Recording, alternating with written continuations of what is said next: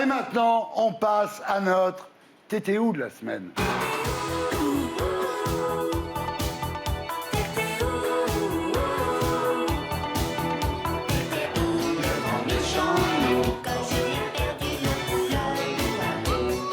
Alors, Frédéric Lopez, rebonsoir. Je vois que votre chien, Ramsey, n'est pas avec vous. C'est dommage. Il a l'air aussi feel-good que son papa, ce chien.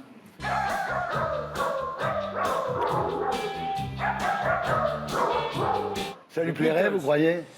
Écoutez, je sais pas. Vous savez que ça me fait bizarre de le voir parce que ça fait 4 jours que je l'ai pas vu parce que je suis parti en Angleterre. Et donc, il me manque, c'est terrible parce qu'en fait, j'avais pas eu de chien pendant 40 ans. J'en avais quand j'étais petit. Et donc, c'est l'introduction du vivant dans ma vie, quoi. C'est-à-dire que j'étais un peu work-alcoolique. Il a un chien, c'est un événement. J'étais work-alcoolique comme vous. Et finalement, je prends du temps pour vivre. J'aimerais être comme ça, dire, oh, j'ai adopté un chien, c'est génial. Vous avez promené votre chien déjà? J'ai pas de chien. Ben voilà, un jour, vous en aurez peut-être. Je dis t'étais où parce que ça fait une paye qu'on vous a pas vu. La dernière fois que vous étiez là, c'était pour Folie Passagère. Alors, Folie Passagère... Ça porte son nom. C'était une folie passagère. Titre, hein. C'était, voilà, exactement. Je me souviens, quand vous nous avez expliqué le concept, on n'avait pas très bien compris. On va célébrer les gens les plus inspirants de ce pays Ouais. et révéler leur sens de l'autodérision. Et je suis pas invité. Si, j'espère bien que vous allez venir. Alors, ce qu'on sait du concept, c'est que vous y travaillez depuis 3 ans, que ça ressemblera à rien qu'on ait déjà vu, que vous recevrez un artiste, un champion, un savant et un citoyen, mais qu'en plus, il y aura 11 humoristes qui interpréteront des personnages récurrents, que les rencontres avec les invités seront scénarisées en mini-fiction, et en plus, il y a Alexandre Jardin. Alors là, je vais vous dire, c'est du jamais vu. Ça, c'est sûr. Là, honnêtement, à l'époque, j'étais pas super enthousiaste, je vous ai rien dit, mais le succès de l'émission, malheureusement, a corroboré nos pensées les plus noires. Mais pas malheureusement. J'ai été heureux de faire cette émission. Le public n'a absolument rien compris. Moi non plus. Ben voilà, c'est pas grave. Et nous, on a adoré la faire. Écoute, l'émission, la première a fait 1,3 million, et un mois après, il était à 700 000. Est-ce que je peux dire un tout petit détail? J'avais envie de mettre de la joie dans ma vie parce que j'étais habitué à faire des choses profondes et je voulais de la légèreté. Mais les gens vous aiment pas dans la légèreté. Il y a ça, et les gens veulent que vous soyez bisounours. Mais c'est pas que ça.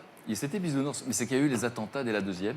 Et je vous cache pas que l'ambiance n'était pas à la rigolade, honnêtement. Ouais. Mais c'est pas grave. C'était pas réussi, je vous dis la vérité. C'était raté. On a fait ce qu'on pouvait. Et à chaque fois, je fais ce que je peux. Des fois, ça marche. Des fois, ça marche pas. C'est le principe de la vie. Donc, il y a eu Folie Passagère. Ouais. Ensuite, il y a eu 1001 vies, donc émission de témoignages sur France 2 l'après-midi. Ouais. Alors déjà, vous mettez 4 mois pour accepter de la faire, donc vous n'aviez pas vraiment envie de la faire. Dès le début, vous annoncez que vous la ferez qu'une saison. Ensuite, vous dites, j'aimerais bien la faire qu'une semaine sur 2. Ensuite, vous dites, j'aimerais bien pas la faire le vendredi. Et ensuite, l'émission est déprogrammée le mercredi. Voilà, c'est pour ça que je vous dis, t'étais où? Alors, vous êtes la personne en France qui peut mieux me comprendre. Vous allez comprendre pourquoi. Puisque tous les jours, dans ma vie, j'étais en tête-à-tête avec quelqu'un qui était résilient, qui avait traversé des choses extraordinaires, donc qui venait raconter qu'on peut s'en sortir, mais qui racontait les périodes difficiles de sa vie. C'est tellement émouvant que les gens vous voient pleurer toutes les semaines. Oui. Vous imaginez faire cette interview que vous faites en P3 tous les jours? Non. Voilà, donc vous savez pourquoi j'ai dit ça. Et Delarue l'a fait, il s'est drogué, il est mort. Voilà. Donc si vous voulez... Demandez à Sophie Davant pourquoi elle a accepté d'en enregistrer 4 par jour, parce qu'elle disait si je le fais pas, quelqu'un d'autre va le faire. Je suis entièrement d'accord avec ça. Moi, je ne pourrais pas faire une P3 tous les jours. Voilà, et c'est ce qui s'est passé. D'accord. Après vous, c'est Faustine Bollert qui a été choisie donc, pour faire cette émission de témoignage sur France 2. Je ne sais pas si vous savez, mais avant de faire l'émission, elle est venue ici. Elle m'a dit, Thierry, apprends-moi. Apprends-moi à être Frédéric Lopez. Et je lui ai appris. On regarde. Ça va, Faustine? Vous êtes bien installée? Vous voulez un plaid? Non, ça va, je suis bien. Vous voulez que je vous prête mon gilet en laine? Non, vous n'en avez pas. Faustine, je suis extrêmement heureux, honoré de vous recevoir. Merci d'être là, Faustine. Merci aussi à vous, Christophe, et Jean-Pierre, à vous aussi, jeune homme. Vous savez que pour nous, ça compte beaucoup que vous soyez là aujourd'hui. Faustine, avant de commencer cette interview, vous êtes sûr que vous voulez pas un plaid? Donc Faustine a appris, et maintenant, bon, elle souffre, j'en ai parlé avec elle, elle dit la même chose que vous. Les gens vous voient pleurer et ils pleurent chez eux quand vous interviewez ces gens. Oui, mais moi, ça me détruit à chaque fois. Ben voilà, sors de là, je suis cassé. Donc, la vanne de « il pleure à chaque fois », vous la comprenez. Oui. J'adore et j'assume. Ça m'empêche pas d'en rire. Et j'assume, mais j'en ris aussi, et j'assume. J'assume à fond. Alors, vous êtes là ce soir, tout va bien, d'accord? Tout va très bien depuis. Tout va bien. Don't worry, be happy.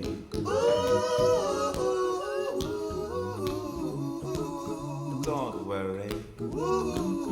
Alors vous êtes là ce soir pour nous parler de Rendez-vous en terre inconnue en Éthiopie avec Kev Adams, donc, qui est diffusé sur France 2 le 5 décembre 2017. Vous êtes allé chez les Souris, un peuple de la vallée de l'Omo, à l'extrême sud-ouest de l'Éthiopie. Alors je résume, qu'avez-vous au milieu de jeunes bergers qui peuvent devenir d'indomptables guerriers, mais oui, oui, oui.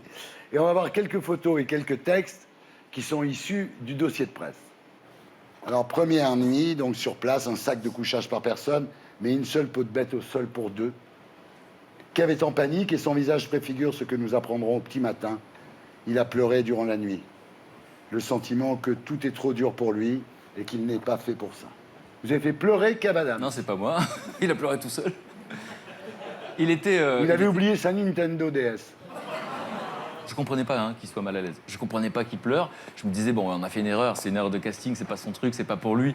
Et en fait, j'étais pas du tout indulgent avec lui parce que c'est un choc, c'est un monde parallèle. Déjà 15 jours sans Facebook, pour lui, ça doit être Mais terrible. vous ne croyez pas si bien dire, Ah ouais, bien tout sûr. n'est pas dans le film. Mais à un moment donné, il n'était pas bien, on n'était pas encore arrivé. Et je comprenais pas pourquoi, c'est parce que ça ne passait pas, évidemment. Et donc, ça s'appelle une addiction. Hein. Alors après, Ici, la voix. Oui. Je voulais faire une intervention très drôle, Oui. mais c'est un échec. Eh ben, c'est pas grave. Bah, même pas, regardez. C'est le droit à l'erreur. C'est le fameux droit à l'erreur. Alors, heureusement, il y a eu la baignade dans la rivière. Vous dites, cette baignade dans la rivière fait un moment de joie. On s'amusait comme des enfants, même si la nudité des suris nous a au départ un peu gênés. Mais ils sont tellement authentiques, ces suris, qu'ils n'auraient pas compris qu'on aborde le sujet. Quant à Kev, regardez son visage. Il n'est déjà plus le même homme qu'en arrivant. Vous baignez à poil avec les suris, mais bon, il se passe... Eux se baignent à poil, nous on avait gardé le maillot. Ah d'accord, mais il se passe rien, quoi. Ils sont obsédés par leur copine, donc non. Il n'y a pas de tapette chez les suris. Pas de quoi Il n'y a pas de tapette sur les souris. Elle est bonne, elle est bonne. Elle est bonne.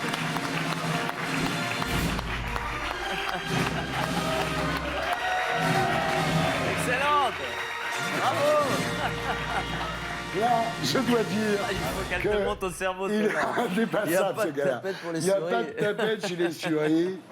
Et Kev n'a pas appelé sa mère pendant 2 semaines, alors. Et quand je suis rentré, je l'ai rencontrée. Elle m'a était à l'aéroport. Mon fils, où tu étais? Non, non, mais elle m'a Où tu dit... étais, Kev? Putain, je t'attends, ta Elle m'a mère. dit, j'ai pleuré tous les jours. Je dis pourquoi? Ouais. Elle me dit, vous savez, on est en fusionnel, je savais qu'il souffrait. Je dis, ah bon, c'est pas ce que je vois, c'est pas ce que j'ai vécu. Il a souffert les premiers jours. Ah, il y a un truc quand même qui est assez chelou quand même dans cette émission, c'est que les suris proposent à Kev Adams de boire du sang de vache et de se tartiner les avant-bras avec des excréments pour séduire les filles. Ah, c'est en train de changer votre émission là quand même, non?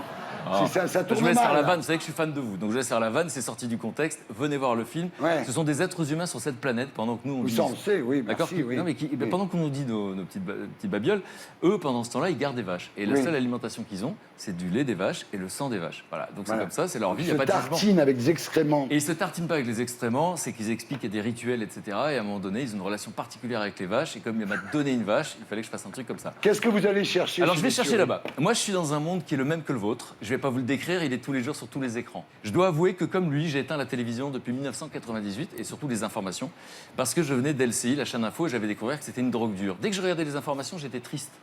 D'accord? Donc du coup, je vais partager du temps avec des gens qui ne vivent pas dans notre système. Tu crées un choc thermique en emmenant quelqu'un de notre civilisation rencontrer des gens qui vivent autrement. Autrement, c'est tout. C'est tout. Et attendez, le plus simple, c'est de regarder à quoi ça ressemble.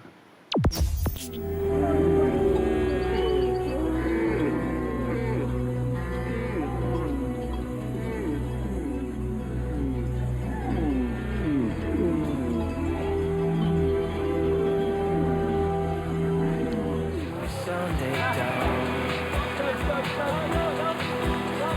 Can you tell that I'm never on top? Every day reality shows I'm about. Tu prends les caillots qui sont là et tu les mets un par un dans les autres cases. Pose-le là. J'ai gagné? J'ai gagné! J'ai gagné le jeu que j'ai pas compris. J'ai gagné le jeu que j'ai pas compris. J'ai gagné le jeu que j'ai pas compris. Voilà, c'est le 5 décembre. Donc c'est rendez-vous en terre inconnue avec Kev Adams et Frédéric Lopez. En pensez quoi, vous, de cette émission? Il y a une chose qui me frappe à chaque fois, en dehors de l'émotion dont on sort quand on sort de l'émission. Voilà, on est toujours chie à la- bouleversé. toujours à la Mais fin. il y a Ah ouais. des moments, et on en a vu dans l'extrait, c'est le rire partagé et qui prouve, s'il fallait encore le faire, que la phrase de Wolinski était Ouais. la seule qui compte. Le rire est le plus court chemin d'un homme à un autre. J'ai vécu. Ah, vous m'avez dit en loge que vous alliez dire un truc. Vous êtes franc-maçon? Moi non, mais j'ai rien contre les francs-maçons. Non, en fait, j'ai toujours été gêné ici parce que vous parlez de l'actualité et c'est vrai que je la suis pas beaucoup. C'est très culpabilisant parce que les gens pensent qu'on s'en fout de ce qui se passe dans le monde. Ce qui n'est pas vrai parce qu'au contraire, ça me donnait plus de temps pour m'occuper de ce qui se passait autour de moi, en fait. Et donc, j'ai pas pris part à l'actualité. Et puis, il y a eu un titre de journal qui m'a fait un effet incroyable dans le cerveau. J'ai amené la couverture, je me balade avec tout le temps, je vous jure. Hein. C'est Le Parisien et qui a titré Génération optimiste. Et c'était la une du journal. Et on apprenait que 78% des Français de moins de 26 ans étaient optimistes. Alors j'ai envie de dire que je me sens moins seul, parce qu'avant je n'osais pas le dire. Je voudrais faire mon coming out, d'accord? Donc moi je suis optimiste offensif. Je les connais bien. Je fais partie des conspirateurs positifs de Mathieu Baudin, Que de je l'Institut des futurs souhaitables. Je vous conseille d'aller voir de quoi il s'agit. Je reviens d'un voyage en Angleterre où j'étais, un endroit que vous allez adorer, un gars incroyable que j'espère vous présenter un jour, qui s'appelle Satish Kumar, qui est un activiste effectivement de la paix. Et j'ai eu la chance de rencontrer des économistes, des philosophes, et je voudrais dire juste à ces jeunes que je vais passer beaucoup de temps maintenant à leur apporter la preuve qu'ils ont raison d'être optimistes. Qu'est-ce qu'il y a dans ce sac? La preuve qu'ils ont raison. Alors, il y a des livres, en fait. J'étais obligé de faire des choix. C'est horrible, le sac, à un moment donné. Montrez-en un. Juste celui-là, regardez. Michel Serres. Voilà. Ouais. C'est le tout petit. Vous le lisez. C'était mieux avant. Vous savez, cette formule, il dit ça tombe bien, j'y étais. D'accord? Il a 80 ans. Donc, lui, il dit avant, on avait Hitler, Mussolini, Staline, 100 millions de morts, super siècle. Eh ben, ça fait pas mal de temps que nous, on n'a pas connu de guerre. Donc, c'était mieux avant? Ben non, c'est des conneries. Bah, nous, on a D'accord? Trump et le Coréen du Donc, Nord. si hein, on quand regarde même. trop les chaînes info et qu'elles se remettent pas en question, on a l'impression que c'est la catastrophe. Et on est dans la peur. Et quand on est dans la peur, on n'est pas dans la joie. D'accord? Donc, j'aime ce garçon. Je vous kiffe à mort. Merci de nous annoncer tout ce que vous avez dit. Oh non. Lui, il aime les animaux. Lui, c'est extraordinaire. C'est le même esprit. Et vous, merci de nous inviter. Voilà, merci beaucoup. Belle dernière. Sur Internet. Voilà, c'était la P1 de SLT. On se retrouve après la pub.